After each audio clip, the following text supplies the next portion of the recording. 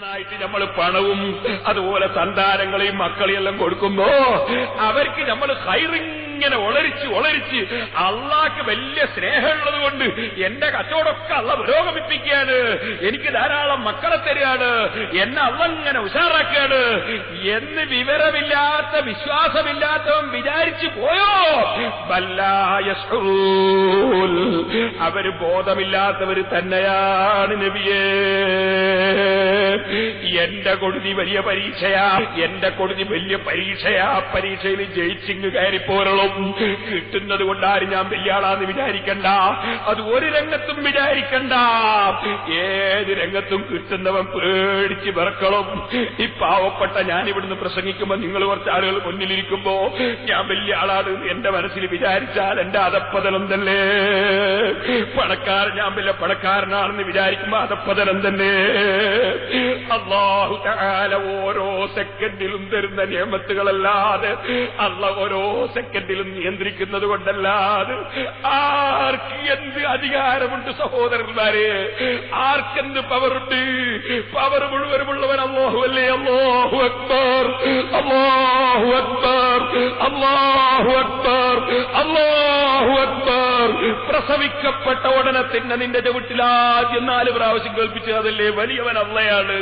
പള്ളിയിൽ നിന്ന് എല്ലാ ദിവസവും 5 നേരവും വിളിച്ചു വരുന്നത് എന്നല്ലേ അള്ള വലിയവനാണ്.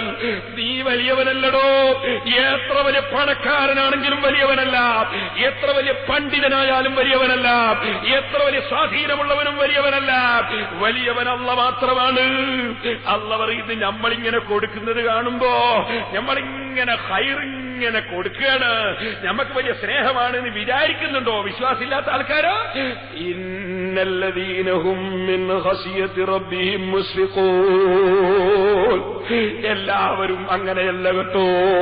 അല്ലാഹു പറയുന്നു ഇന്നല്ലദീന ഹും മിൻ ഖശിയത്തി റബ്ബിഹിം മുശ്ഫിഖൂൻ. അവരവരുടെ റബ്ബിനെ ഭയപ്പെട്ട് അല്ലാഹുവിനെ പേടിച്ച് വിറക്കുന്ന ആളുകളുണ്ട്. അവരിങ്ങനെ വലിയ വിഷമത്തിലാണ്, ബേജാറിലാണ്. അള്ള എന്താണ് നമ്മളെ കൊണ്ട് വിചാരിച്ചത്? അള്ള എന്താ ചെയ്യാൻ പോകുന്നത്? ബേജാറിലാണവര്. വല്ലദീനഹും ബിആയാതി റബ്ബിഹിം യുമിനൂൻ. അവർ അല്ലാഹുവിന്റെ ആയത്തുകളെ കൊണ്ട് ഉറച്ചു വിശ്വസിക്കുന്നവരാണ്. വല്ലദീനഹും ബിറബ്ബിഹിം ലാ യുശ്രികൂൻ. അവർ അല്ലാഹുവിൽ മറ്റാരെയും ഒന്നിനെയും പങ്കു ചേർക്കുന്നവരല്ല. അല്ലാഹുക്ക് തുല്യനായി ഒരാളുമില്ല. അല്ലാഹുവിന്റെ ഗുണങ്ങളിലും അവന് തുല്യമായി ആരുമില്ല. അല്ലാഹ് എല്ലാ നിലക്കും ഏകനാണ്.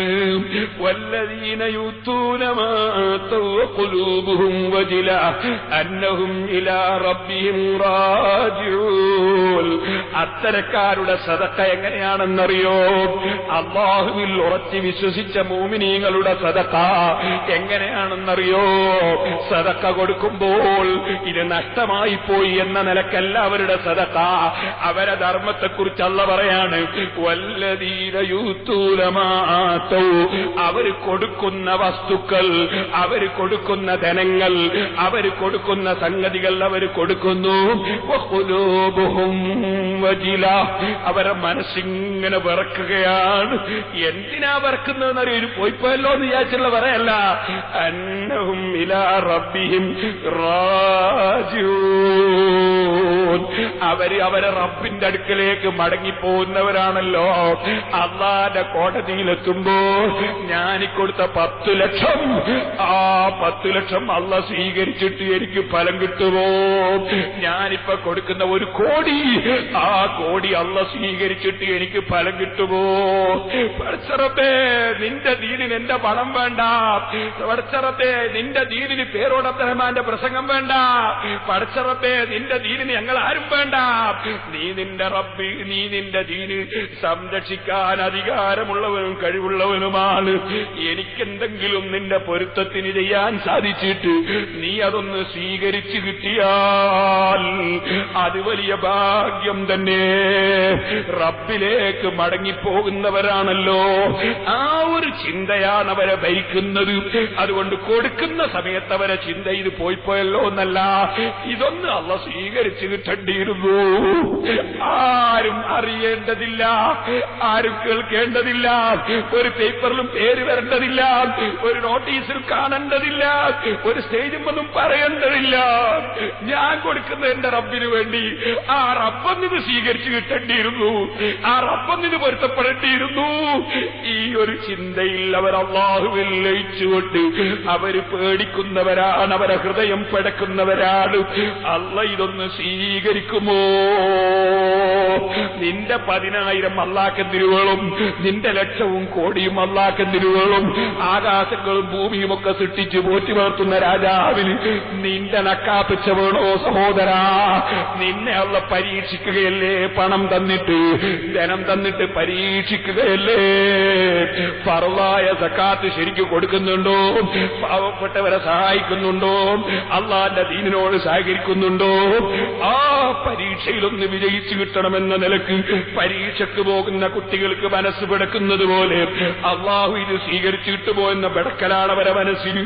അങ്ങനെയുള്ള കക്ഷികളെ കുറിച്ച് അല്ലാഹു പറയാണ്, ഉലൈക യുസാരിഊന ഫിൽ ഖൈറാത്തി വഹും ലാ സാബിഖൂൻ. അവർ ഖൈറായ കാര്യങ്ങളിലേക്ക് ചാടി വീഴുന്നവരാണ് നബിയേ. അവർ ഖൈറായ വിഷയങ്ങളിലേക്ക് ഓളരി വരുന്നവരാണ് നബിയേ. വഹും ലാ സാബിഖൂൻ. അവർ ഖൈറായ വിഷയത്തിൽ ആദ്യം എനിക്ക് ചെയ്യണം, ആദ്യം എനിക്ക് ചെയ്യണം, അയാൾ ചെയ്യുന്നതിനേക്കാൾ കൂടുതൽ എനിക്ക് ചെയ്യണം, അയാൾ ചെയ്യുന്നതിനേക്കാൾ കൂടുതൽ എനിക്ക് ചെയ്യണം, ആദ്യം എനിക്ക് കൊടുക്കണം, ആദ്യം എനിക്ക് കൊടുക്കണം, മറ്റുള്ളവർ കൊടുക്കുന്നതിനേക്കാളൊക്കെ കൂടുതൽ എനിക്ക് കൊടുക്കണം. ഈ ചിന്തയിലാണ് അവർ നബിയേ. വലാ നുകല്ലിഫു നഫ്സൻ ഇല്ലാ വുസ്അഹാ. ഒരു ശരീരത്തോടും ശരീരത്തിന് കഴിയാത്തത് നമ്മൾ കീർത്തിക്കുന്നില്ല. ഇല്ലാത്തവനോട് കൊടുക്കാൻ പറഞ്ഞിട്ടില്ല, കടം പിടിച്ചവൻ കൊടുക്കണം എന്ന് പറഞ്ഞിട്ടില്ല. കടം പിടിച്ചവൻ എന്ന് പറഞ്ഞാലോ 10 കോടിന്റെ ഒരു ബിൽഡിംഗ് ഉണ്ട് എറണാകുളത്ത് എടുത്തിരിക്കുന്നു. അതുകൊണ്ട് ഇപ്പോൾ ഒരു 50 ലക്ഷം കടമുണ്ട്. അവനല്ല കടക്കാരൻ കേട്ടോ, അവൻ വലിയ മുതലാളിയാണ്. ആ മൊയിലാര് പറഞ്ഞ് കടമുള്ള കൊടുക്കണ്ടാന്ന്, എനിക്കുണ്ട് 50 ലക്ഷം കടോ. എന്ത് കടോ? 10 കോടിന്റെ ബിൽഡിംഗ് എടുത്ത വകയിൽ 50 ലക്ഷം കടോ. നീ 9.5 കോടിന്റെ മുതലാളിയാ, അല്ലാതെ 50 ലക്ഷം കടമുള്ളവനല്ല നീ. കടം പറഞ്ഞാൽ കടം പിടിച്ചു പോയവനാ. കടം പിടിച്ചു പോയവൻ കൊടുക്കണ്ട. അതുപോലെ ഞെരിക്കം പിടിച്ചവൻ കൊടുക്കണ്ട. വീട്ടിലാ ഭക്ഷണം കഴിക്കാൻ തന്നെ ഇല്ല, മറ്റുള്ളവർ സഹായിച്ചിട്ടാ ജീവിക്കുന്നവൻ കൊടുക്കണ്ട. സുബ്ഹാനല്ലാഹ്, വൈകുന്നേരം ചായ കുടിക്കാൻ കയ്യിൽ കാശില്ല. പിന്നെയോ ഫത്തുഹുൽ മുഈൻ ഓതാൻ തുടങ്ങുകയാണ്. ഫത്തുഹുൽ മുഈൻ വാങ്ങണം ഉസ്താദ് പറഞ്ഞു, ഫത്തുഹുൽ മുഈൻ വാങ്ങാൻ കയ്യിൽ പൈസ ഇല്ല. അങ്ങനത്തെ മുത്തഅല്ലിമീങ്ങൾ സദഖ കൊടുക്കണ്ട, അവർ ഫത്തുഹുൽ മുഈൻ വാങ്ങട്ടെ, അവർ സദഖ കൊടുക്കണ്ട. അതേ സമയത്ത് ഉള്ളവൻ കൊടുക്കണ്ടേ? അതാണ് അല്ലാഹു തആല പറയുന്നത്, വലാ നുകല്ലിഫു നഫ്സൻ ഇല്ലാ വുസ്അഹാ. ഒരു ശരീരത്തെയും നമ്മൾ കീർത്തിക്കുന്നില്ല കഴിയുന്നതിനെ അല്ലാതെ. വലദൈനാ കിതാബുൻ യൻതിഖു ബിൽ ഹഖ്. ആരും മറച്ചു വെക്കണ്ട. എന്റെ അടുത്തില്ല മൊയ്ലാരെ, കച്ചവടം ഇല്ല മൊയ്ലാരെ, പൈസ ഇല്ല മൊയ്ലാരെ, അതൊന്നും ആരും പറയണ്ട. അല്ലാഹു പറയാണ്, വലദൈനാ കിതാബുൻ യൻതിഖു ബിൽ ഹഖ്. ഉള്ള യാഥാർത്ഥ്യം വിളിച്ചു പറയുന്ന കിതാബ് നമ്മളെടുക്കലുണ്ട് കേട്ടോ. നിന്റെ കണക്ക് അല്ലാഹുവിന്റെ അടുക്കലുണ്ട്. നിനക്ക് എത്ര കാഫ്റ്റേരിയ ഉണ്ടോ, നിനക്ക് എത്ര സൂപ്പർ മാർക്കറ്റ് ഉണ്ടോ, നിനക്ക് എത്ര തെങ്ങുകൾ ഉണ്ടോ, നിനക്ക് എത്ര കച്ചവടമുണ്ടോ, നിനക്ക് എവിടെയൊക്കെ ഷെയർ ഉണ്ടോ, ഒക്കെ അല്ലാഹുവിന്റെ കയ്യിലുണ്ട്. വലദൈനാ കിതാബുൻ യൻതിഖു ബിൽ ഹഖ്. ഹഖ് കൊണ്ട് സംസാരിക്കുന്ന കിതാബ് നമ്മളെടുക്കലുണ്ട് നബിയേ. വഹും ലാ യുദ്ലമൂൻ. അല്ലാഹുവിന്റെ ഭാഗത്ത് നിന്ന് അക്രമം ഉണ്ടാവൂല, ആക്രമിക്കപ്പെടൂല. നിങ്ങളെ കണക്ക് ശരിക്കും അല്ലാഹുവിന്റെ കയ്യിലുണ്ട്. ഓ മുതലാളിമാരെ, കച്ചവടത്തിന്റെ സക്കാത്ത് നോക്കി കണക്ക് നോക്കിയിട്ട് 2.5% കൃത്യമായി സക്കാത്ത് കൊടുത്തേക്കളും. നിന്റെ കച്ചവടം തുടങ്ങിയിട്ട് ഒരു കൊല്ലം തികയുമ്പോ അതിന് 2.5% സക്കാത്ത് കണക്ക് കൂട്ടി അങ്ങ് കൊടുത്തേക്കളും. നീ കുറെ കോടിക്കണക്കിനോ ലക്ഷക്കണക്കിലോ ബാങ്കിലോ മറ്റെവിടെയെങ്കിലുമോ ഡിപ്പോസിറ്റ് ചെയ്തിട്ടുണ്ടോ, പണത്തിന് നീ സക്കാത്ത് അങ്ങ് കൊടുത്തേക്കളും. 2.5% സക്കാത്ത് അങ്ങ് കൊടുത്തേക്കളും. ഈ നോട്ട് എന്ന് പറഞ്ഞാല്, ഈ പണം എന്ന് പറഞ്ഞാല് അതൊന്നിനും കൊള്ളാത്ത കടലാസാണ് എന്ന് പറയുന്നവരുണ്ട്. പക്ഷേ അവരും മദ്രസേന്ന് ശമ്പളം വാങ്ങുന്ന ആ നോട്ട് തന്നെയാണ്. സുബ്ഹാനല്ലാഹ്, അവര് ആ നോട്ടിന് വിലയില്ല എന്ന് പറഞ്ഞിട്ട് ഇറക്കുന്ന ബുക്ക് കിട്ടണമെങ്കിൽ 35 രൂപ നോട്ട് തന്നെ കൊടുക്കണം. കാരണം അവരെ ബുക്കിനും ഈ നോട്ടിനാണ് വില. പിന്നെ പിന്നെ എന്താണ് അതിനെപ്പറ്റി പറയാൻ? ഞാൻ അതിലേക്ക് ഇപ്പൊ കടന്ന് സംസാരിക്കുന്നില്ല. അല്ലാഹു തആല എല്ലാവർക്കും നല്ല ബുദ്ധി കൊടുക്കട്ടെ. നോട്ടിന് യാതൊരു വിലയുമില്ല എന്ന് പറഞ്ഞിട്ട് അവര് വിൽക്കുന്ന പുസ്തകമുണ്ട്, ആ ബുക്ക് കിട്ടണേ 25 രൂപ നോട്ട് കൊടുക്കണം. തേങ്ങ കൊടുത്താ അവർ വാങ്ങൂല, മാങ്ങ കൊടുത്താ വാങ്ങൂല, കുരുമുളക് കൊടുത്താ വാങ്ങൂല. കാരണം അവർക്കറിയാം പണം എന്ന് പറഞ്ഞാൽ ഈ കറൻസിയാണെന്ന് അവർക്കറിയാം.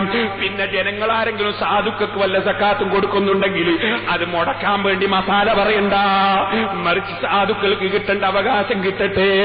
അതേ വഫീ അംവാലിഹിം ഹഖ്ഖുൽ ലിസാഇൽ വൽ മഹ്റൂം. പാവപ്പെട്ടവരുടെ അവകാശം തടഞ്ഞു വെക്കണ്ട, പാവപ്പെട്ടവർക്ക് കിട്ടേണ്ട അവകാശം പാവപ്പെട്ടവർക്ക് കിട്ടണം. ഇതുപോലെ സഹോദരന്മാരെ ഞാൻ നിങ്ങളോട് പറയട്ടെ, സക്കാത്ത് കൃത്യമായി കണക്ക് കൂട്ടി അങ്ങ് കൊടുക്കണം.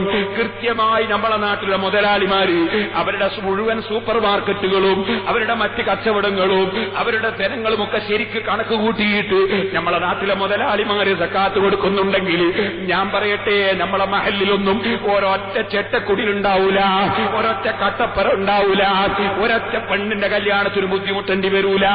പക്ഷേ മുതലാളിമാര് കൊടുക്കാൻ തയ്യാറില്ല. മുതലാളിമാർ കൊടുക്കാതെ പെട്ടിപ്പൂട്ടി വെക്കുകയാണ്. അവരെ ധാരണ ഇതൊക്കെ എനിക്ക് കൊണ്ടുപോകാനുള്ളതാണെന്നാണ്. പരാജയപ്പെട്ടുപോയി കേട്ടോ. ചെറിയ പരാജയമല്ല.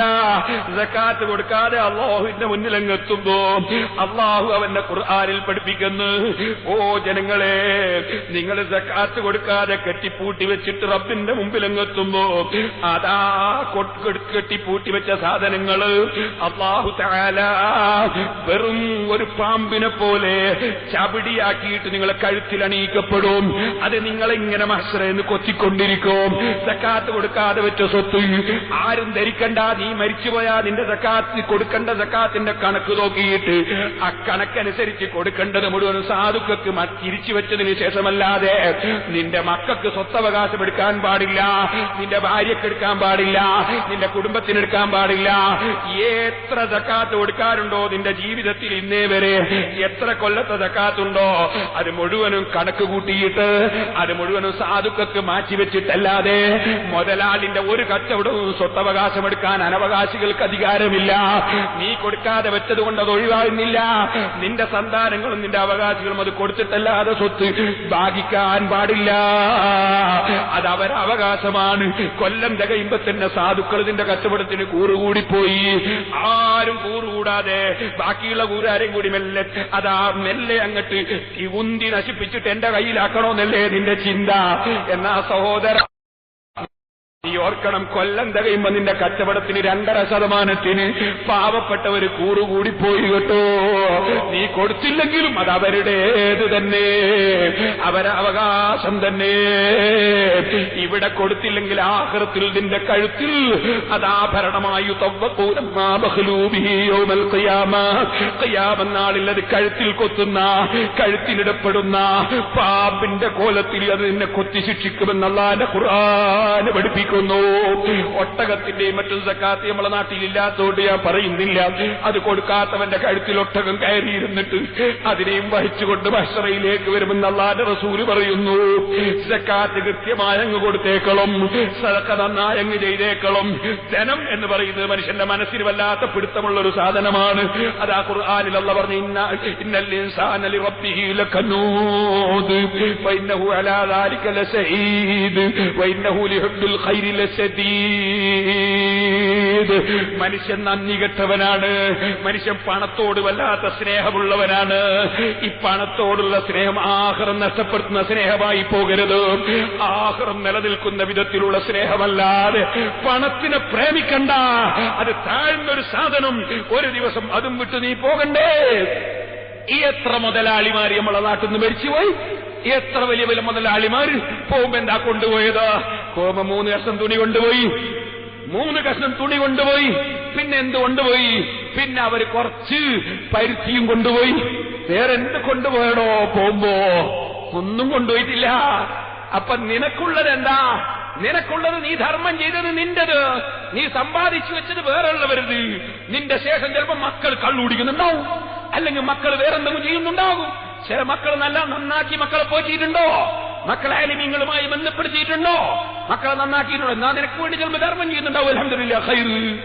നേരെ മറിച്ച് നീ പണവും കൊണ്ട് പോകുമോ? പോവില്ലാന്നുറപ്പല്ലേ? അപ്പൊ ആഖിറത്തിന് വേണ്ടി പടച്ചവന് വേണ്ടി ധർമ്മം ചെയ്യണം. പക്ഷേ കഴിവില്ലാത്തവൻ കഴിവനുസരിച്ച് കൊടുത്താൽ മതി. ഓരോരുത്തന്റെ കഴിവ് നിന്ന് കൊണ്ട് കൊടുത്താൽ മതി. അതും ഖുർആൻ തന്നെ പറയുന്നുണ്ട്. നിങ്ങൾ ഒരിക്കൽ അനാവശ്യം ചെലവഴിക്കുന്നവരാകരുത്. വആതിൽ ഖുർബാ ഹഖഹു വൽ മിസ്കീന വബിനസ് സബീലി വലാ തുബദ്ദിറു തബ്ദീറാ ഇന്നൽ മുബദ്ദിരീന കാനൂ ഇഖ്വാനസ് ശയാത്തീൻ വകാന ശൈത്താനു ലിറബ്ബിഹി കഫൂറാ. നിങ്ങൾ ചെലവഴിക്കണം, കുടുംബക്കാർക്ക് കൊടുക്കണം. ചിലർ പുറത്ത് നന്നായിട്ട് ധർമ്മം ചെയ്യും, കുടുംബങ്ങൾക്ക് കൊടുക്കൂല. ചിലർ വിഡ്ഢികളല്ലേ അവര്? കുടുംബത്തിനല്ലേ ആദ്യം കൊടുക്കേണ്ടത്. ചിലർ മൊയ്യാര് ചോദിച്ചാൽ പള്ളിക്ക് കൊടുക്കും, മദ്രസ കൊടുക്കും, സിമന്റ് കൊടുക്കും, കമ്പി കൊടുക്കും, മേറ്റൽ കൊടുക്കും. സ്വന്തം കുടുംബത്തിലെ വാപ്പെട്ടവർക്ക് കൊടുക്കൂല. അത് പറ്റൂല. മൊയ്യാരി ചിലപ്പോൾ പറയാൻ മടിക്കൂ, കാരണം അത് അയാൾക്ക് സിമന്റ് കിട്ടണമല്ലോ. അത് പറ്റൂല. ദീനായിട്ട് തന്നെ പറയണോ? സാധുക്കള് പാവപ്പെട്ടവർ കുടുംബത്തിലുണ്ടെങ്കിൽ അവരെ പരിഗണിച്ചു കൊടുക്കണം. വൽ മിസ്കീന, സാധുക്കൾക്ക് കൊടുക്കണം. വഴിയാത്രക്കാരൻ ബുദ്ധിമുട്ടുന്നു, അവന് കൊടുക്കണം. വലാ തുബദ്ദിർ തബ്ദീറാ, നീ അനാവശ്യം ചെലവഴിക്കുന്നവനാകരുത്. ഒരു കല്യാണത്തിന്റെ പന്തലിനും കത്തിനും കല്യാണത്തിന്റെ ദിവസത്തിലും എത്രയാ ചെലവഴിക്കുന്നത്? നമ്മളിങ്ങനെ ഇംഗ്ലീഷുകാരാകാൻ വേണ്ടി ഇങ്ങനെ ശ്രമിക്കുകയാണ്. ഹറാമോ ഹലാലോ ഒന്നും മസൂലൊന്നും ഇപ്പൊ ഞാൻ പറയുന്നില്ല. ഇംഗ്ലീഷുകാരാനെന്ത് പണിയുണ്ട് എല്ലാവരും ആലോചിക്കുന്നത്. ഞാൻ ഇന്നാളൊരു ദിവസം ചെന്ന് നോക്കുമ്പോ വലിയ ആലിമീങ്ങളെ സദസ്സിൽ വരെ ഈ ഇംഗ്ലീഷുകാരെ ഫാഷനാ, എല്ലാവർക്കും താല്പര്യം. അങ്ങനെ വരികയല്ലേ? മൂലമാരെന്നെ താടി വരട്ടിയല്ലേ ചിലര്? തലയിലുള്ള അങ്ങ് എടുത്തുകൊണ്ട് തോന്നിട്ട് നടക്കല്ലേ? കാരണം ഇംഗ്ലീഷുകാരനാണോ? അള്ളാന്റെ റസൂൽ തലപ്പാവ് ധരിച്ചിട്ടാണ് നടക്കല്. അപ്പൊ ഇംഗ്ലീഷുകാരനാവൂലല്ലോ. എല്ലാവർക്കും ആഗ്രഹം അങ്ങോട്ടാണല്ലോ. കാരണം ഇതാ ഇമാമായിട്ട് അമേരിക്കനല്ലേ? അമേരിക്ക നിൽക്കാന്ന് ഞാൻ ബഹുമാനിച്ചു വിളിച്ചോന്നല്ല, വെള്ളരിക്കാന്ന് അതേപോലെ പറഞ്ഞതാ. ഈ അമേരിക്കനല്ലേ എല്ലാവരും തുടരുന്നത്? എന്തൊരു മുസീബത്താറബേ. ഞാൻ വിചാരിക്കാണ് ഇപ്പെല്ലാം കൂടി എന്തായി, ഒരേ കല്യാണത്തിന് വിളിച്ചു, കാര്യമായിട്ട് മൊയ്യാരെ മുദരിസിനെ വിളിച്ച്, കാലിയാരെയും വിളിച്ച്, പിന്നെയോ ഹസീബിനെയും വിളിച്ച്, മൊയ്യാരെ വിളിച്ച്, തങ്ങളെയും വിളിച്ച്. എന്നിട്ടോ നോക്കുമ്പോ ഈ പള്ളിയിലെ കാലിയാരെ, അല്ലെ പള്ളിയിലെ മൊയ്യാരെ, അല്ലെ പള്ളിയിലെ മുദരിസ്, അല്ലെ പള്ളിയിലെ തങ്ങള് ഭക്ഷണം കഴിക്കണമെങ്കിൽ എന്ത് വേണോന്നറിയോ? തങ്ങൾ മെല്ലെ പോയിട്ട് ഒരു പ്ലേറ്റ് എടുക്കുക, പിന്നെ ഒരു സ്പൂണും എടുക്കുക. എന്നിട്ടോ തങ്ങൾ മെല്ലെ പോയിട്ട് ക്യൂ നിൽക്കുക. എന്നിട്ട് ആ അടുക്കളയിൽ നിന്ന് ആ ചൂടോടെ തങ്ങളെ പ്ലേറ്റിലെടുത്ത് ഇടുക. എന്നിട്ട് തങ്ങൾ ഏതെങ്കിലും ഒരു ഇട്ടീമ കൊണ്ടുപോയി ഇരുന്നിട്ട് തങ്ങൾ ചോറ് വയ്ക്കണോ? അപ്പൊ കാര്യമായ തങ്ങന്മാർ ഇറങ്ങിയങ്ങോവും ചോറ് വയ്ക്കാതെ അവനിപ്പോ ഇറക്കാൻ അത് അറിയുന്നുണ്ടാവില്ല. അതുപോലെ കാര്യമായ നിങ്ങൾ ഇറങ്ങിയങ്ങോവും ഭക്ഷണം കഴിക്കാതെ വീട്ടുകാരൻ അറിയുണ്ടാവില്ല. അപ്പൊ ഇവന്റെ ഭക്ഷണം ആര് കഴിച്ചു എന്നറിയങ്ങള്? ഇനി യാതൊരു മടിയില്ലാത്ത ആൾക്കാരൊക്കെ കഴിച്ചു. കാര്യമായിട്ടുള്ള ജാപത്തിലൊന്നും ഭക്ഷണം കഴിക്കാതെ ഇറങ്ങി പോയിട്ടുണ്ടാവും. കാരണം ഇത് പോയി നിൽക്കാൻ ഇവന്റെ മനസ്സനുവദിക്കൂല. അപ്പൊ എന്നോടൊരു മൊയ്യാര് പറഞ്ഞു, ഞാൻ ഭക്ഷണം കഴിക്കാൻ എനിക്ക് പോകുന്നതാണ്. അപ്പൊ ഞാൻ പറഞ്ഞു, ഒന്നും പറയല്ലേ, കാരണം കുറച്ചത് കഴിഞ്ഞാൽ നമ്മളെ വരയിലുണ്ടാവും അങ്ങനെ തന്നെയെന്ന് പറഞ്ഞു ഞാൻ. കാരണം അങ്ങനെയാണ്, കുറച്ച് കഴിയുമ്പോൾ എന്റെ വരയിലുണ്ടാവും. ചിലപ്പോൾ അങ്ങനെയാണ് ദുനിയാവിന്റെ ഹാൽ അങ്ങനെയാ. അപ്പോ ആ രൂപത്തിൽ ദുനിയാവ് ഇങ്ങനെ പോവാണ്. ദുനിയാവിന്റെ പിന്നാലെ നമ്മളും പോവാണ്. നടക്കുന്നില്ല തെളിക്കണമെന്ന് പറഞ്ഞില്ലേ? ആ മാതിരി ആക്കില്ലാതെ പിന്നെ നിർവാഹം ഉണ്ടാവില്ലല്ലോ. അപ്പൊ സഹോദരന്മാരെ, ഞാൻ പറഞ്ഞു വന്നത് ഒക്കെ ഇംഗ്ലീഷായി പോവാണ്. നമ്മൾ ആലോചിക്കണം, ഏത് വിഷയത്തെക്കുറിച്ചും ആലോചിക്കണം. മാനമായൊരു വീട്ടിലേക്ക് ഒരാളെ ക്ഷണിച്ചാൽ അദ്ദേഹത്തിന്റെ മുന്നിലേക്ക് ഭക്ഷണം അങ്ങോട്ട് കൊണ്ടു കൊടുക്കുന്നതല്ലേ അതിന്റെ മാന്യത? ആ ഭക്ഷണം വിളമ്പുന്നതല്ലേ മാന്യത? നേരെ മറിച്ച് വീട്ടിൽ മാനമായി മാന്യന്മാര് വന്നാൽ നിങ്ങൾ അവിടെ പോയി എടുത്ത് കഴിച്ചോളൂ എന്ന് പറയുന്നത് മാന്യതയാണോ? പക്ഷെ അത് ഇംഗ്ലീഷുകാരോടുള്ള ഇത്തിബായിന് വേണ്ടി അങ്ങോട്ട് പോയി കഴിക്കൽ സുന്നത്താക്കി കണക്കാക്കാൻ പോവുകയാണ്. എന്തെല്ലാം നടപടികളാണ് വരാൻ പോകുന്നത്? ഞാൻ ആ ഭാഗത്തേക്കൊന്നും വിശദമായി കടക്കുന്നില്ല. നമ്മൾ നമ്മുടെ ആത്മീയത ജീവിതത്തിൽ പകർത്തി ജീവിക്കണം. എത്രയാണ് അനാവശ്യം ചെലവഴിക്കുന്നത്? കണക്കില്ല. പന്തലിനെത്രേ, കത്തിനെത്രേ, സുബ്ഹാനല്ലാഹ്. പക്ഷെ ഒരു പാവപ്പെട്ട പെണ്ണിന്റെ കല്യാണത്തിന് ഒരു പവന് ചോദിച്ചാലോ വലിയ വല്ലാത്ത വിഷമ. നേരെ മറിച്ച് ഇവന്റെ പന്തലിന്റെ കല്യാണത്തിന്റെ പന്തല് എത്ര പറമ്പിലാ കൊണ്ടുപോയിട്ടത്, എത്രയാണ് അതിന് ചെലവഴിച്ചത്? യാതൊരു വിഷമവുമില്ല. ഞാനതിനെ സംബന്ധിച്ചൊന്നും പറയുന്നില്ല.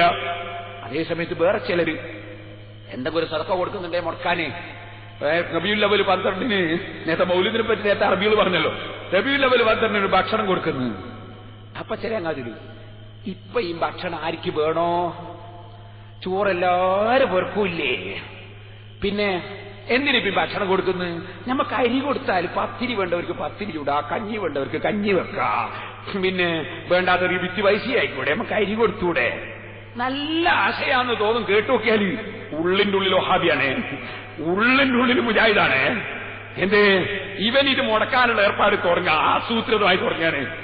അപ്പൊ നിങ്ങൾ ആ മുജാഹിദിനോട് ചോദിക്കണം, നല്ലൊരാശയാണ് പറഞ്ഞത് അരി കൊടുക്കാന്നുള്ളത്.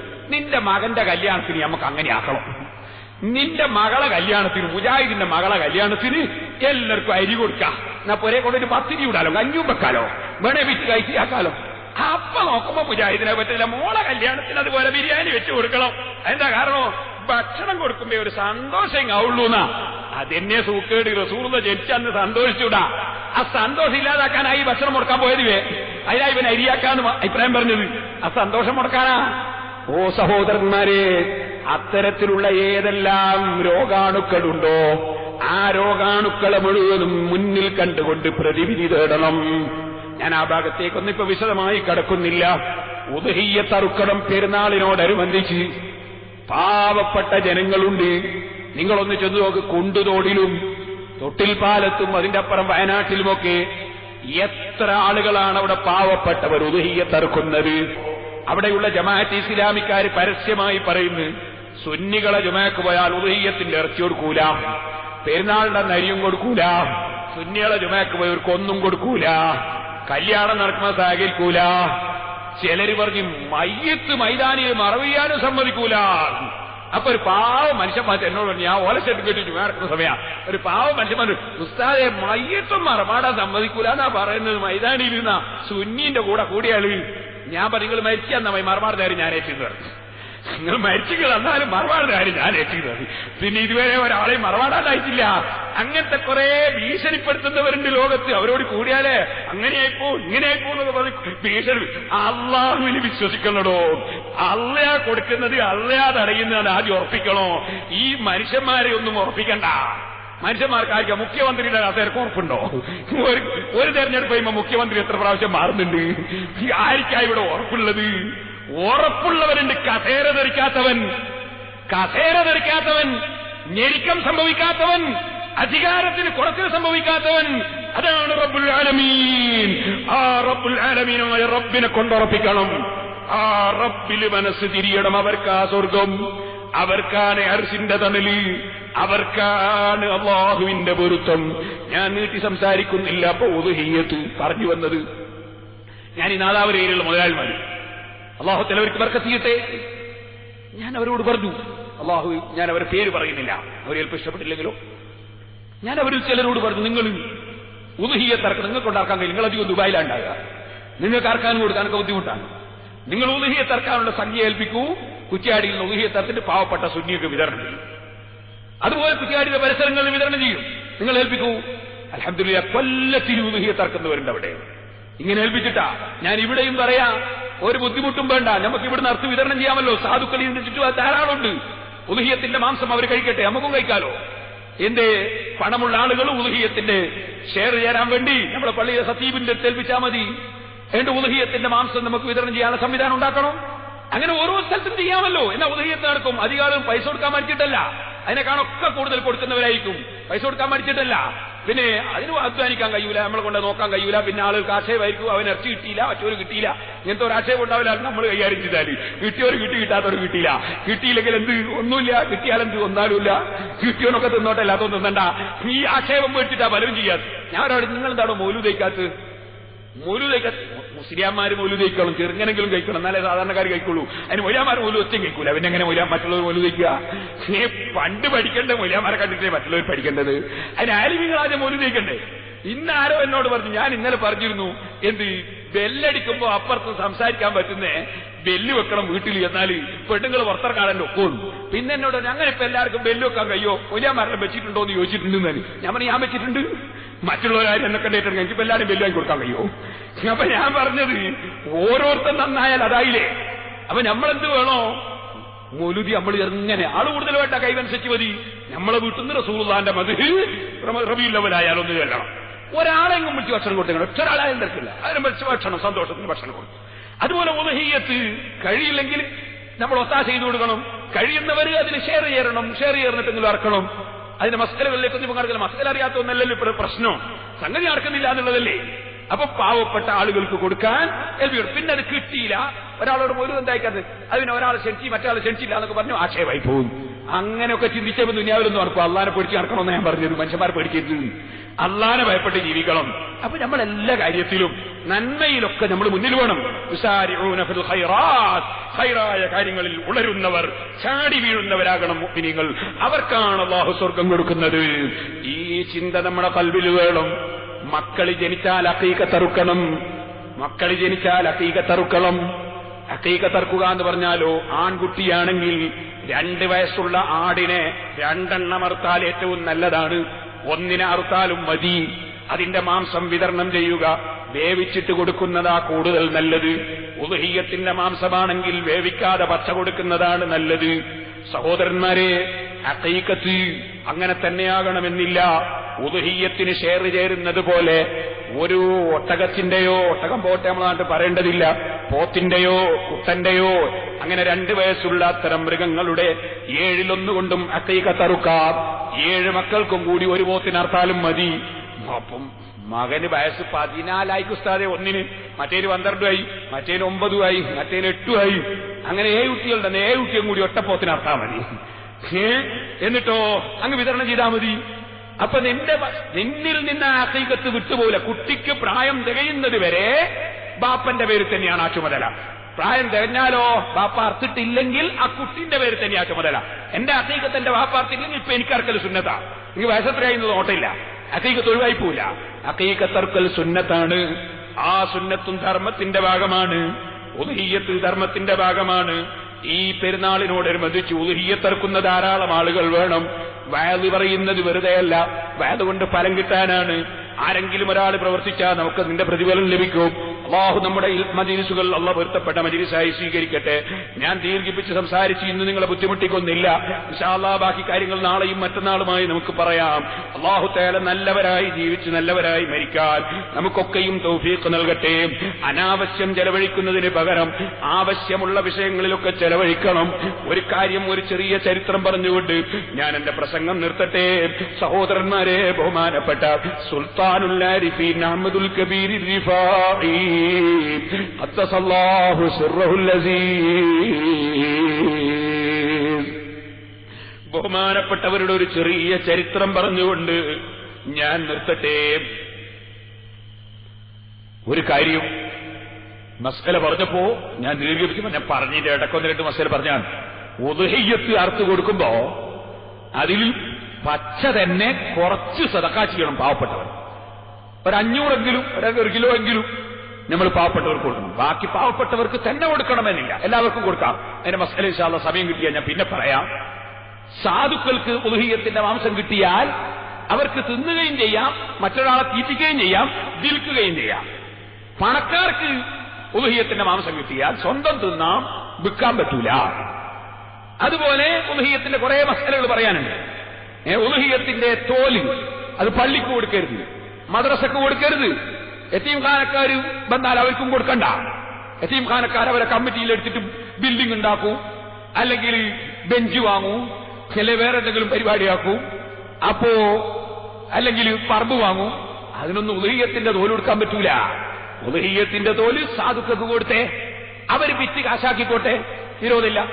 അതേസമയം നമുക്ക് ബിൽഡിങ്ങുകൾക്കും അതുപോലെ കമ്മിറ്റികൾക്കൊന്നും ഉദ്ഹിയ്യത്തിന്റെ മാംസം കൊടുക്കണ്ട, പള്ളിക്ക് കൊടുക്കണ്ട, മദ്രസക്ക് കൊടുക്കണ്ട, ഉദ്ഹിയ്യത്തിന്റെ മാംസവും കൊടുക്കണ്ട, തോലും കൊടുക്കണ്ട.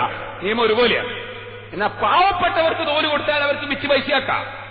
അതവർക്ക് വേണേൽ സദഖയും ചെയ്യാം. അതവർക്ക് അങ്ങനെയാണ്. അവർക്ക് തോല് കിട്ടിയാലും അങ്ങനെ, ഇറച്ചി കിട്ടിയാലും അങ്ങനെ. ഉദ്ഹിയ്യത്തിന്റെ ഇറച്ചി കിട്ടിയാൽ അങ്ങാടിക്കൊണ്ട് വിറ്റ് പൈസയാക്കി, ഒരു വിരോധമില്ല. പാവപ്പെട്ടവനായിരിക്കണം, മിസ്കീനായിരിക്കണം. മിസ്കീന്മാർക്ക് പറ്റും. അതൊക്കെ ഇൻഷാ അല്ലാഹ് പിന്നീട് പറയാം. ഇപ്പൊ ഞാൻ കടക്കുന്നില്ല, ഞാൻ പറഞ്ഞ ചരിത്രത്തിലേക്ക് തന്നെ കടക്കട്ടെ. ബഹുമാനപ്പെട്ട സുൽത്താനുൽ ആരിഫീൻ അഹ്മദുൽ കബീർ റിഫാഇ, സഹോദരന്മാരെ, ഇന്ന് സമയം കുറച്ച് വൈകിപ്പോയ ദിവസമാണ്. വിഷയം കുറെ ബാക്കിയുണ്ട്. ഇൻഷാ അല്ലാഹ് ഞാൻ നാളെയും മറ്റന്നാളും പറയാം. ബറക്കത്തിനൊരു ചരിത്രം പറയുകയാണ്. വലിയ മഹാനും വലിയ കറാമത്തുമുള്ള ആളാണല്ലോ. ബഹുമാനപ്പെട്ടവരുടെ സമീപത്തേക്ക് അതാ വരുന്നു. ഉവൈന എന്ന് പറയുന്ന പ്രദേശത്തുള്ള ഒരു ഖതീബ്, പള്ളിയിലെ ഖതീബാണ്.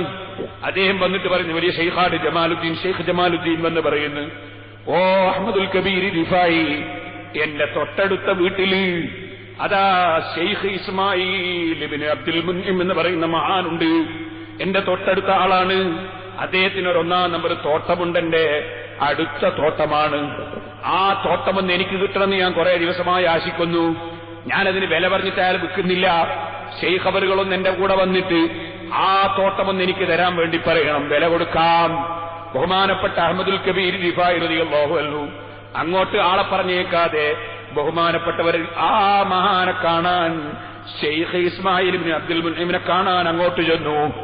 നീ നിന്റെ തോട്ടം ഇയാൾക്ക് വിൽക്കണം, കേശ് ഞാൻ വാങ്ങിത്തരാമെന്ന് പറഞ്ഞപ്പോ ബഹുമാനപ്പെട്ട ഇസ്മായിൽ ഇബ്നു അബ്ദുൽ മുൻഇം എന്ന് പറയുന്ന മഹാൻ ബഹുമാനപ്പെട്ട അഹ്മദുൽ കബീർ റിഫായി തങ്ങളോട് പറഞ്ഞു, അതിന് എത്ര വില പറഞ്ഞാലും ഞാൻ വിൽക്കാൻ ഉദ്ദേശിക്കുന്നില്ല ശൈഖേ. എത്ര പറഞ്ഞിട്ടും വിൽക്കുന്നില്ല. അപ്പൊ ബഹുമാനപ്പെട്ടവരൊന്നും കൂടി പറഞ്ഞു, നിങ്ങളാ തോട്ടം അദ്ദേഹത്തിന് അത്യാവശ്യമുള്ളത് കൊണ്ടാ പറയുന്നു, നിങ്ങളത് വിറ്റാൽ അദ്ദേഹം വേണ്ട പൈസ ഞാൻ വാങ്ങിത്തരാം. ബഹുമാനപ്പെട്ടവര് പറഞ്ഞു, ഞാനത് ശൈഖ് എന്നോട് ആവശ്യപ്പെടുകയാണെങ്കിൽ വിൽക്കാം, പക്ഷേ ഞാൻ പറയുന്ന വില തരണം. ഓ, നീ പറയുന്ന വില തന്നേക്കാൻ പറഞ്ഞോളൂ. ഉടനെ തന്നെ ശൈഖ് ഇസ്മായിൽ റഹിമഹുല്ല പറയുന്നു, അതിലുബു മിന്നി, അതേ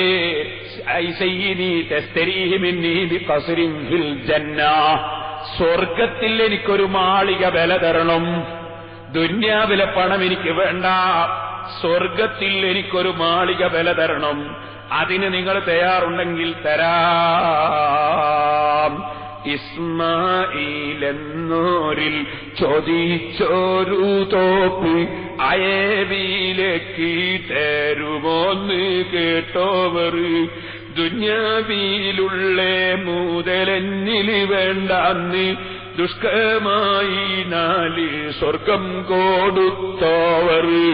അതേ റിഫായിമാലയിൽ നിങ്ങൾക്ക് കാണാം ഈ സംഭവത്തിന്റെ സൂചന. അങ്ങനെ ബഹുമാനപ്പെട്ടവർ പറഞ്ഞു, എനിക്ക് ദുന്യാവിലൊന്നും വേണ്ട, തോട്ടം ഞാൻ വിൽക്കാൻ പറ്റിയ സ്വർഗത്തിൽ മാളിക തരണം. ബഹുമാനപ്പെട്ട അഹ്മദുൽ കബീർ റിഫായി അങ്ങ് കേട്ടപ്പോ ശരീരത്തിന്റെ കളറങ്ങ് മഞ്ഞളിച്ചുപോയി. ഉടനെ തന്നെ ഒരൽപ്പം ചോപ്പ് സംഭവിച്ചതുപോലെ തോന്നി. ബഹുമാനപ്പെട്ടവര് ചോദിക്കുകയാണ്, എന്താണ് നിങ്ങൾ ഈ പറയുന്നത്? ഞാനതിനാരാണ് മോനെ? എന്ത് ഞാനതിനാരാണ്? വലദീ മൻ അന ഹീന തത്ലുബു മിന്നി ഹാദാ ഹത്താ തത്ലുബ മിന്നി ഹാദാ. സ്വർഗത്തിലെ മാളിക തരണമെന്ന് എന്നോട് പറയാൻ ഞാനാരാണടോ? ബഹുമാനപ്പെട്ട ശൈഖ് ഇസ്മായിൽ റഹിമഹുല്ലാഹ് പറയുന്നു, അതുലുബു മിന്നി മമാഅത്ത മിന ദുനിയാ, ഞാൻ മറ്റൊന്നും ആശിക്കുന്നില്ല, എനിക്കതല്ലാതെ മാ ഉരീദു ശൈഅൻ മിന ദുനിയാ സിവാ മാ ദകർതു. നിങ്ങൾ വേറൊന്നും എനിക്ക് തന്നിട്ട് കാര്യമില്ല. നിങ്ങൾ സ്വർഗത്തിൽ മാളിക തരുമെങ്കിൽ ഞാൻ ഈ തോട്ടം അദ്ദേഹത്തിന് കൊടുത്തേക്കും. ബഹുമാനപ്പെട്ട അഹ്മദുൽ കബീർ റിഫായി സ്വന്തം ആവശ്യത്തിനല്ല ചോദിക്കുന്നത്, പാവപ്പെട്ട മറ്റൊരാൾക്ക് വേണ്ടിയാ ചോദിക്കുന്നത്. സുബ്ഹാനല്ലാഹ്, അഹ്മദുൽ കബീർ റിഫായി തലയും താഴ്ത്തി അവിടെ ഇരുന്നു. ആ ഇരുത്തം കുറച്ച് സമയം ഇങ്ങനെ ഇരുന്നതിന് ശേഷം പെട്ടെന്ന് തല ഉയർത്തിയിട്ട് പറയുന്നു, ഇസ്മായിൽ ഖദിസ്തറൈതു മിങ്കൽ ബുസ്താന ബിമാ തലബ്ത, കച്ചവടമടിച്ചു, സ്വർഗത്തിൽ മാളിക ഞാനങ്ങ് തരും, ഞാൻ വിൽപ്പന ഉറപ്പിച്ചു. അല്ലാഹുവിങ്കൽ നീ ഇൽഹാമ് കിട്ടാൻ വേണ്ടി കാത്തു നിന്നതാണ്, അല്ലാഹുവിങ്കൽ അറിവ് കിട്ടാൻ വേണ്ടി കാത്തു നിന്നതാണ്. അല്ലാഹുവിന്റെ ഔലിയാക്കൾ ചിലരുണ്ട്, അവർക്ക് ഖൽബിൽ അല്ലാഹു തആല ചില വിവരങ്ങളങ്ങ് കൊടുക്കും. അത് ശറഇന്റെ നിയമത്തിന് എതിരാവൂല. ശറഇന്റെ നിയമത്തിന് എതിരായിട്ട് എന്തെങ്കിലും സംഗതി ഔലിയാക്കൾക്ക് മനസ്സിലായതാന്ന് പറഞ്ഞാൽ വലിച്ചെറിയണമെന്ന ഔലിയാക്കൾ തന്നെ പഠിപ്പിച്ചിട്ടുള്ളത്. നിസ്കരിക്കണ്ടെന്ന് എന്റെ മനസ്സിൽ തോന്നി എന്ന് പറഞ്ഞാൽ ചേർത്താനാ തോന്നിപ്പിച്ചത്, അല്ലാഹല്ല, മലക്കുകളല്ല. അപ്പൊ നല്ല കാര്യം തോന്നിപ്പിച്ചാൽ, ശറഇന് തെറ്റില്ലാത്ത കാര്യം തോന്നിപ്പിച്ചാൽ വിരോധമില്ല. അഹ്മദുൽ കബീർ റിഫായി തങ്ങളുടെ മനസ്സിൽ അല്ലാഹ് വിവരം അങ്ങ് കൊടുത്തു, നിങ്ങൾ ഏറ്റെടുത്തോ, ഞാൻ കൊടുത്തോളാം. ഇന്നല്ലാഹ മഅല്ലദീന തഖവ്വ വല്ലദീന ഹും മുഹ്സിനൂൻ. മഹാന്മാരെ കൂടെയാണ് അല്ലാഹ് എന്ന് ഖുർആനിൽ അല്ലാഹ് പറഞ്ഞിട്ടുണ്ടല്ലോ. ലഹും അജ്റുഹും ഇൻദ റബ്ബിഹിം വലാ ഖൗഫുൻ അലൈഹിം വലാ ഹും യഹ്സനൂൻ. അവർക്ക് അല്ലാഹ് പ്രതിഫലം കൊടുക്കും, അവർ പേടിക്കേണ്ടതില്ല, ദുഃഖിക്കേണ്ടതില്ല, അവർക്ക് ആവശ്യമുള്ളത് അല്ലാഹ് അങ്ങ് കൊടുക്കും. അങ്ങനെ അല്ലാഹ് ഏറ്റെടുത്ത മഹാന്മാരാണ്. ആ മഹാന്മാരിൽ വലിയ പ്രമുഖനാണ് സയ്യിദി അഹ്മദുൽ കബീർ റിഫായി. അല്ലാഹുവേ, അവിടുത്തെ ബർക്കത്ത് കൊണ്ട് അവിടുത്തെ കാണാൻ ഭാഗ്യം തരണം റഹ്മാനേ. നിന്റെ ഔലിയാക്കളെ പ്രിയം വെച്ചതല്ലാതെ ഞങ്ങളെ കയ്യിലൊന്നുമില്ല. നീ അവരെ കാണാൻ ഞങ്ങൾക്ക് ഭാഗ്യം തരണം റഹ്മാനേ, അവരെ കൂടെ ഞങ്ങൾ സ്വർഗത്തിൽ ഒരുമിച്ച് കൂട്ടണം റഹ്മാനേ. അഹ്മദുൽ കബീർ റിഫായി റളിയല്ലാഹു തആല അൻഹു തങ്ങൾ ഏറ്റെടുത്തു, സ്വർഗത്തിൽ നിനക്ക് മാളിക തരാം. ഇസ്മായിൽ ബിൻ മുസ്ലിം റളിയല്ലാഹു അൻഹു മറുപടി, പറ്റൂല, എനിക്കത് ഗ്യാരണ്ടി എഴുതിയെങ്കിൽ തരളും. നിങ്ങളെ കയ്യക്ഷരത്തിൽ എഴുതിയെങ്കിൽ തരളും. ബഹുമാനപ്പെട്ട അഹ്മദുൽ കബീർ റിഫായി വന്ന് കടലാസ് കൊണ്ടുവാ. കടലാസ് കൊണ്ടുവന്ന് ബിസ്മില്ലാഹിർ റഹ്മാനിർ റഹീം ഹാദാ വസ്തറാ ഇസ്മായിൽ ഇബ്നു അബ്ദുൽ മുന്നിം മിൻ അബ്ദുൽ ഫഖീർ അൽ ഹഖീർ അഹ്മദ് ഇബ്നു അബുൽ ഹസൻ റിഫായി ളാമിനൻ ലഹു അലാ കറമില്ലാഹി തആല ഖസ്റൻ ഫിൽ ജന്ന തഹഫുഹു അർബഅതു ഹുദൂദിൻ അൽ-അവ്വൽ ഇലാ ജന്നത്തി യദിൻ الثاني ഇലാ ജന്നത്തിൽ മഅവാ الثالث ഇലാ ജന്നത്തിൽ ഖുൽദി الرابع ഇലാ ജന്നത്തിൽ ഫിർദൗസ് ബിജമീ ഹൂരിഹി വബിൽദാനിഹി വഫുർസിഹി വൗസറതിഹി വനാരിഹി വഅസ്താരിഹി വലബസ്താരിഹി ബിദുനിയ വല്ലാഹു ലഹു ശാഹിദു വകഫീ. ഇക്രിമത്തിന്റെ വാചകമാണ്. ബിസ്മില്ല എഴുതിയതിനു ശേഷം എഴുതുന്നു, പാവപ്പെട്ട സാധുവായ ഹഖീറായ ഫഖീറായ അടിമയായ അഹ്മദ് ഇബ്നു അബുൽ ഹസൻ റിഫായി ജാമ്യം നിന്നുകൊണ്ട് ഇസ്മായിൽ ഇബ്നു അബ്ദുൽ മുന്നമിൽ നിന്ന് വാങ്ങുന്നു. അദ്ദേഹത്തിന് കൊടുക്കാതെ പറയുന്നത് ഖസ്റൻ ഫിൽ ജന്ന, സ്വർഗത്തിൽ ഒരു മാളിക കൊടുക്കാമെന്നാ പറയുന്നത്. അതിന് 4 അതിരുകളുണ്ട്. ജന്നത്ത് അതിനുണ്ട്, ജന്നത്തുൽ മഅവയുണ്ട്, ജന്നത്തുൽ ഖുൽദുണ്ട്, ജന്നത്തുൽ ഫിർദൗസ് ഉണ്ട്. ആ മാളികയിൽ ഹൂറുല്യങ്ങളുണ്ട്. ആ മാളികയില്ലതാ ചെറിയ കുട്ടികളുണ്ട്, ഭാര്യമാരുണ്ട്, വിരിപ്പുകളുണ്ട്, കട്ടിലുകളുണ്ട്, നദികളുണ്ട്. ആ മാളികയുടെ തൊട്ടടുത്ത് നല്ല നല്ല നദികൾ ഒഴുകുന്നുണ്ട്, നല്ല തോട്ടങ്ങളുണ്ട്, മരങ്ങളുണ്ട്. അദ്ദേഹത്തിന്റെ ദുനിയാവിലുള്ള തോട്ടത്തിന് പകരം കൊടുക്കുന്നതാണ്. അല്ലാഹ് ഇതിന് സാക്ഷിയാണ്, അല്ലാഹ് ഇതിന് ജാമ്യക്കാരനാണ്. ഈ എഴുതി കത്തെഴുതി ഒപ്പിട്ടങ്ങ് കൊടുത്തു. എഴുതിയ കത്ത് എഴുതിയിട്ട് ചുരുട്ടിയിട്ടങ്ങ് കൊടുത്തു. അഹ്മദുൽ കബീർ റിഫായി തങ്ങൾ കൊടുത്തപ്പോ ഇസ്മായിൽ ശൈഖ് അവറുകൾ ഏറ്റെടുത്തു. അപ്പൊ തന്നെ സ്വത്ത് വിട്ടുകൊടുക്കണ്ടേ? നേരെ തോട്ടത്തിന്റെ സമീപത്തേക്ക് ചെന്ന് നോക്കുമ്പോ അവിടുന്ന് മക്കൾ ഇങ്ങനെ കൃഷിക്ക് നനക്കുന്നുണ്ട്. മക്കളെ വിളിച്ചു പറഞ്ഞു, വരും മക്കളെ എല്ലാവരും ഇറങ്ങിക്കോളൂ, തോട്ടം ഞാൻ വിറ്റുപോയി. അഹ്മദുൽ കബീർ റിഫായി തങ്ങൾ പറഞ്ഞിട്ട് വിറ്റതാ. ഉടനെ തന്നെ മക്കൾ ചോദിക്കുന്നല്ല ബാപ്പ, അങ്ങനെ വിറ്റാ നമ്മൾ സമ്മതിക്കൂല, ഞങ്ങൾക്കൊക്കെ വളരെ ഉപകാരമുണ്ടാകേണ്ട തോട്ടമാണിത്, ബാപ്പ എന്നെങ്ങനെ വിറ്റത്? ഉടനെ തന്നെ ബാപ്പന്റെ മറുപടി, വെറുതെ വിറ്റതല്ല മക്കളെ, സ്വർഗത്തിൽ മാളിക കിട്ടിയിട്ട് വിറ്റതാ, തന്നത് ചില്ലറക്കാരനല്ല, സുൽത്താനുൽ ആരിഫീൻ അഹ്മദുൽ കബീർ റിഫായി അല്ലാഹ് തരുമെന്ന് മൂപ്പരേറ്റെടുത്തതാണ്, അങ്ങനെ വിറ്റതാണ്. ഉടനെ തന്നെ മക്കൾ പറഞ്ഞു, എന്നാ ബാപ്പ ഞങ്ങൾക്കും അതിൽ കൂറുകളും. ബാപ്പ കൊടുക്കുമ്പോൾ സ്വർഗത്തിന് വേണ്ടി കൊടുക്കുമ്പോ മക്കൾ തടഞ്ഞു വെക്കുകയല്ല, ഭാര്യ തടഞ്ഞു വെക്കുകയല്ല. കൊടുക്കുന്നവരെ തടയുന്ന ഭാര്യമാരില്ലേ, ഭാര്യ കൊടുക്കുമ്പോൾ തടയുന്ന ഭർത്താക്കന്മാരില്ലേ, മക്കൾ കൊടുക്കുമ്പോൾ തടയുന്ന ബാപ്പാരില്ലേ, ബാപ്പ കൊടുക്കുമ്പോൾ തടയുന്ന മക്കളില്ലേ. മക്കൾ പറയുന്ന സ്വർഗത്തിലെ അമ്മക്കും കൂറുകളും ബാപ്പ കൊടുക്കുന്ന ഈ വിരോധമില്ല. ആയിക്കോട്ടെ മക്കളെ, നിങ്ങൾക്കും അതിൽ കൂറ് തന്നെ. ഉടനെ തന്നെ എല്ലാവരും ഇറങ്ങി തോട്ടം ഏൽപ്പിച്ചു കൊടുത്തു. കയ്യിലുള്ള കത്തി എല്ലാവർക്കും മക്കൾക്ക് കാണിച്ചു കൊടുത്തു. ഫഹുവലീ വലക്കും വല്ലാഹു അലാ മാ നഖൂലു വകീൽ. അല്ലാഹയാണ് നമ്മൾ പറയുന്നതിൽ മുഴുവനും ഏറ്റെടുക്കുന്നവൻ, നിങ്ങൾക്കും കൂറാണിത്. എല്ലാവർക്കും തൃപ്തിപ്പെട്ടുപോയി. ഖതീബ് ജമാലുദ്ദീൻ റഹിമഹുല്ലാ തോട്ടം കൈവശത്തിൽപ്പെടുത്തി. അദ്ദേഹത്തിന് അത്യാവശ്യമുള്ള തോട്ടമാണ്. മക്കളതായി മഹാനായ ഇസ്മായിൽ ഇബ്നു അബ്ദുൽ മുന്നിം റളിയല്ലാഹു അൻഹു മക്കളോട് വസിയത്ത് ചെയ്ത്, ഞാൻ മരിച്ചാൽ അഹ്മദുൽ കബീർ റിഫായി എന്ന എഗ്രിമെന്റിന്റെ കടലാസ് എന്റെ കഫൻ തുണിയിൽ വെച്ചിട്ട് മറവ് ചെയ്യണം കേട്ടോ.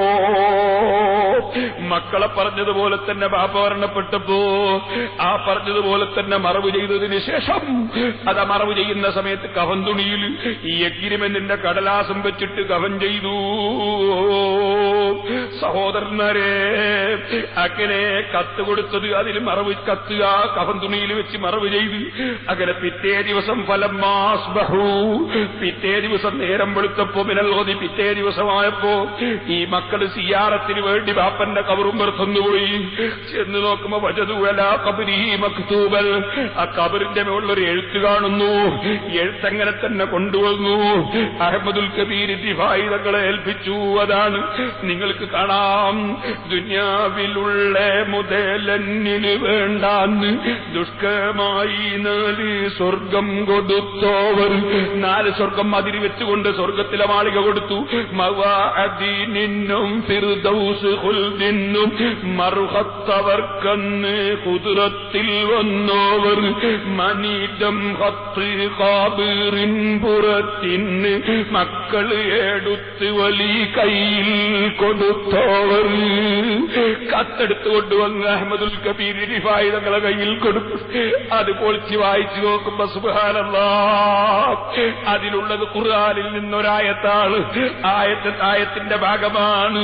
ആയത്തെന്താണ്? ഖദ് വജദ്നാ മാ വഅദനാ റബ്ബുനാ ഹഖ്ഖാ, ഖദ് വജദ്നാ മാ വഅദനാ റബ്ബുനാ ഹഖ്ഖാ. നമ്മൾ അല്ലാഹുവിന്റെ പൊരുത്തത്തിനും സ്വർഗത്തിനും വേണ്ടിക്കൊടുത്താൽ അല്ലാഹ് സ്വർഗം തരുമെന്ന് പറഞ്ഞതല്ലേ. ആ റബ്ബ് അവന്റെ വാഗ്ദത്വം ഹക്കായ നിലക്ക് നിർവഹിച്ചു കഴിഞ്ഞ് എനിക്കത് കിട്ടിക്കഴിഞ്ഞിട്ടുണ്ട് കേട്ടോ. ഇതറിയിക്കുന്ന കത്താണ്. ആ കത്താണ് എടുത്തുകൊണ്ടുവന്ന് ശൈഖിന്റെ കയ്യിൽ കൊടുത്തത്. മനീദം ഖത്ത് ഖാബിറിൻ പുറത്തിന് മക്കള് എടുത്ത് വലി കയ്യിൽ കൊടുത്തോവർ. സഹോദരന്മാരെ, ഈമാനുകളും എന്ത് കൊടുക്കുമ്പോഴും ഈമാനുകളും അല്ലാഹ് തരും, ദുനിയാവിലും തരും, ആഖിറത്തിലും തരും. ഈ ചിന്തയോടെയല്ലാതെ ഒന്നും കൊടുത്തു പോകരുത്. നന്നായി നല്ല നിലക്ക് കൊടുക്കണമെന്ന് ഓർമ്മപ്പെടുത്തുന്നു. ഞാൻ എന്റെ വാക്കുകൾ നിർത്തുന്നു. എല്ലാവരും എഴുന്നേറ്റ് നിൽക്കണം.